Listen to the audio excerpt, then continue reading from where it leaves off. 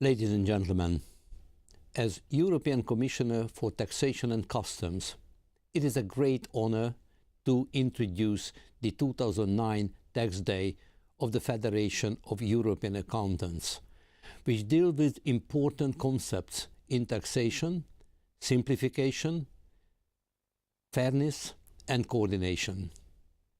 I would like to take this opportunity to remind you of what has been done so far at EU level to achieve more simple, more fair and more coordinated tax systems.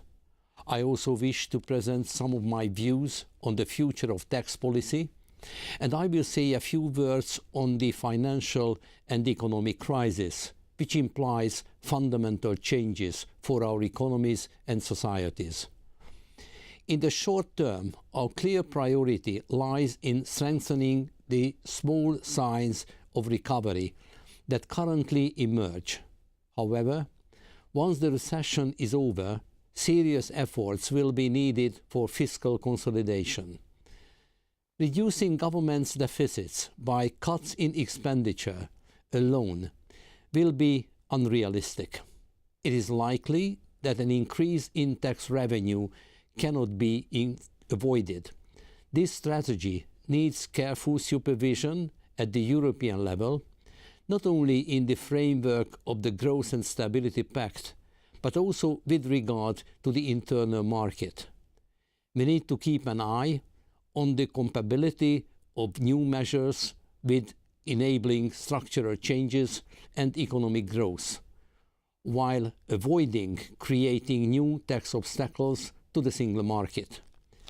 Measures for exploiting the full potential of the internal market and creating a favorable business environment are crucial for both the economic recovery as well as the consolidation of public finances. Competitive tax systems require reductions in the administrative burden for all taxpayers and should be designed to avoid double taxation. This is also one reason why, during my mandate, improving simplification, fairness and coordination have served as my guiding principles. In the direct tax area, I have developed a twin-track strategy for removing tax obstacles in the internal market. In the short term, I have proposed targeted measures. These include both tax policy coordination initiatives and specific improvements to existing directives, like the Parent Subsidiary Directive, determining rules on dividend taxation. Tax policy coordination actions address tax obstacles in the internal market in specific areas. Exit taxation rules are an example for this, where the coordination is necessary to avoid double taxation when individuals or companies move their assets to another member state. Coordination and cooperation between member states help them to more effectively achieve their tax policy goals and protect their tax bases, whilst discrimination and double taxation can be eliminated. Reducing administrative burdens for groups of companies has also been a priority. The Joint Transfer Pricing Forum, consisting of business and administration representatives, has, with the support of my services, made considerable progress in improving approximating national pricing rules. As a result, I made proposals for 3 soft law instruments which have been adopted by the Council. The first, to facilitate the elimination of double taxation. The second, to standardize documentation that multinationals provide to tax authorities on their cross-border intra-group transactions. And the third, to facilitate advance pricing agreements. In the long term, I consider that a comprehensive solution should be sought whereby most of the tax obstacles faced by European Union firms could be eliminated through a common set of rules for the calculation of member states' tax bases, whilst retaining freedom to set their own tax rates. I have therefore set in train the preparatory work for such a project.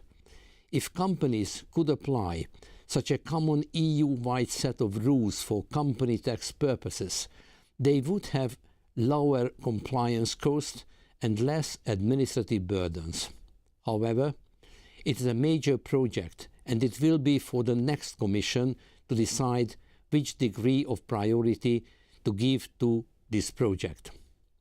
Although in the area of VAT, the value-added tax, there are already harmonized rules at EU level. Companies and individuals doing business in several member states still face significant administrative burdens. My objective has therefore been to reduce the administrative burden on traders operating cross-border and thus contribute to the Commission's objective of reducing by 2012 the administrative burden on trade by 25%. As a result of the so-called VAT package concerning the place of supply of services, simplified rules will enter into forces in 2010 for the refund of VAT to taxable persons not established in the territory of the country but established in another member state, and for cross-border supplies of services between businesses. In addition, by 2015, a one-stop shop scheme will be implemented for cross-border supplies to find consumers in the e-commerce, telecommunication and broadcasting sectors. This system, which avoids the necessity to register and submit separate returns to the tax authorities in different member states, represents a fundamental facilitation for EU business. Moreover, once in operation, it can potentially be expanded to cover other cross-border activities. As another example for simplification measures in indirect taxation, the Commission adopted in 2009 my proposal to simplify, modernize and harmonize the VAT invoicing rules.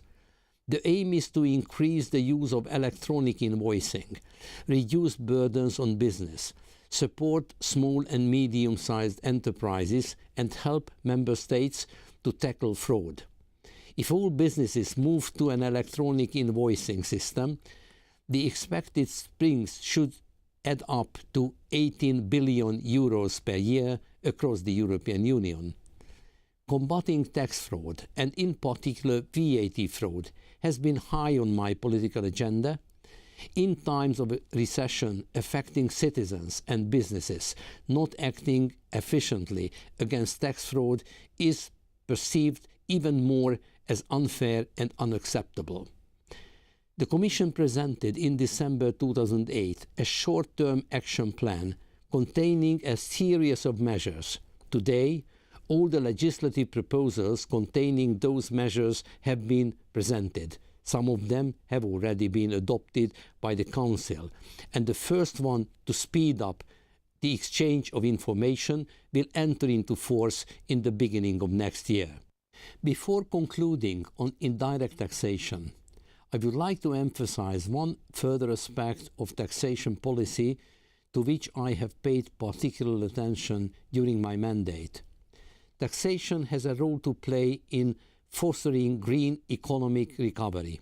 In this context, I would like to recall that the Commission launched the work to identify whether we would need a more robust internal market framework in the field of the most important environmental taxes, which are taxes on energy. This work could lead to a possible revision of the EU Energy Taxation Directive, which is up to the next Commission to decide. The EU initiatives discussed so far are mainly aimed at improving the growth potential and securing the competitiveness of EU companies and, in times of difficulty, increasing the possibilities of raising revenues in order to pay for government's debt. However, More revenues can also be raised by improving the environment of tax systems. This is why we need to tackle even more seriously tax fraud and tax avoidance, which negatively affect the tax sovereignty of the European Union member states. This is a question of fairness and is clearly in the interest of honest taxpayers who otherwise may have to pay more tax than they would do if everyone paid their fair share. This is the reason why the European Commission is committed to promote the principles of good governance in the tax area, which means fair tax competition, transparency and exchange of information. Let me mention on this occasion that this year the Commission adopted 2 proposals for new directives aimed at improving mutual assistance between Member States' tax authorities in the assessment and the recovery of taxes. One of the key elements of the proposal is that Member States would no longer be able to invoke bank secrecy in order to refuse cross-border cooperation. Here, more has been achieved during the last few months than during the last decade.